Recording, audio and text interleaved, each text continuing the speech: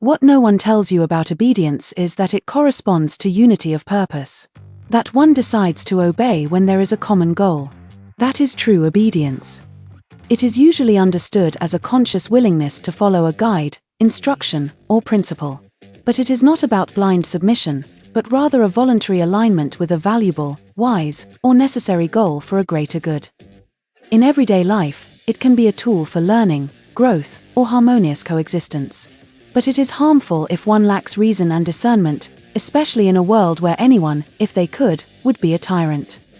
Following orders that go against ethics, integrity, or well-being is an abdication of our moral and personal responsibility. There are countless examples of injustices and horrors resulting from blind obedience. One must have a critical spirit to question and resist unjust commands, with the maturity to consent or dissent. In the spiritual realm, obedience takes on another, even more delicate nuance. Rather than submitting, as religions tend to understand it, you have to apply your intuition to human experience. Religious traditions are not necessarily good or bad in and of themselves, but they do not always help us discern what is best for our existence or the development of consciousness, which ultimately each person carries alone. What do you think about obedience? When and how should it be applied? How does it coincide with your existential values?